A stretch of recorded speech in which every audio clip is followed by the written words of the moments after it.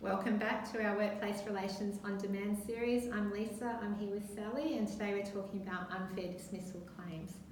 So unfair dismissal claims are a very popular type of claim post-employment, and we saw over 13,000 of these types of claims in the last annual report released by Fair Work.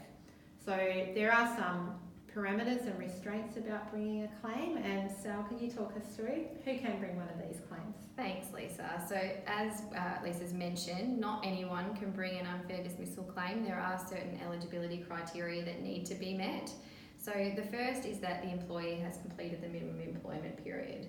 For small businesses, this is 12 months. So they need to have been in your business for 12 months before they're eligible to bring an unfair dismissal claim.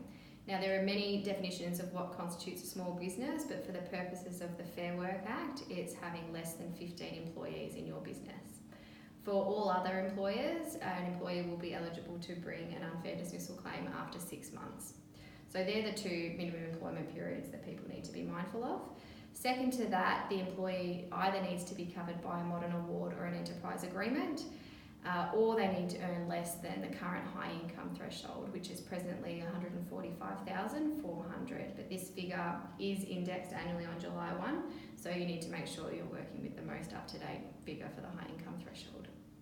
Okay, thanks, Sal. Thanks. And we often get questions as well about what happened to the probation period. How does that fall into play? So generally speaking, and that's probably aligns with the minimum employment period, as a business you would be well advised to align your probationary periods with the minimum employment period for the type of business that you are. So if you are a business that has a 6-month minimum employment period for eligibility for unfair dismissal, we would suggest having a probationary period that is aligned with that. Yeah, fantastic. So Lisa, further to that, I guess, is another question we often get is about what are the remedies for an unfair dismissal? How are these claims resolved? Yeah, what happens with them?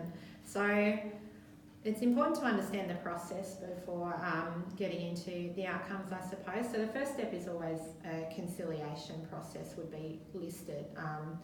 During that, the eligibility requirements that you've met, the employer would have the chance to respond if they didn't believe that the employee should be in that space.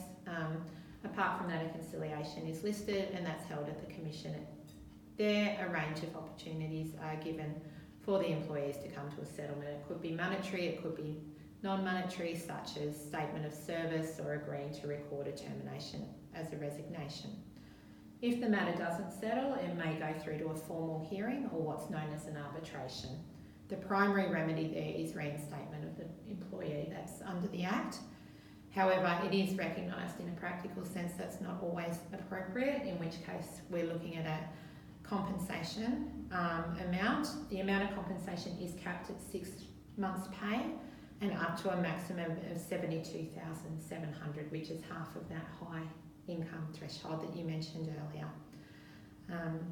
These are complex matters, so if employers are facing a claim, we always do recommend that they seek advice early to maximise the chances of an appropriate management and settlement of the claim.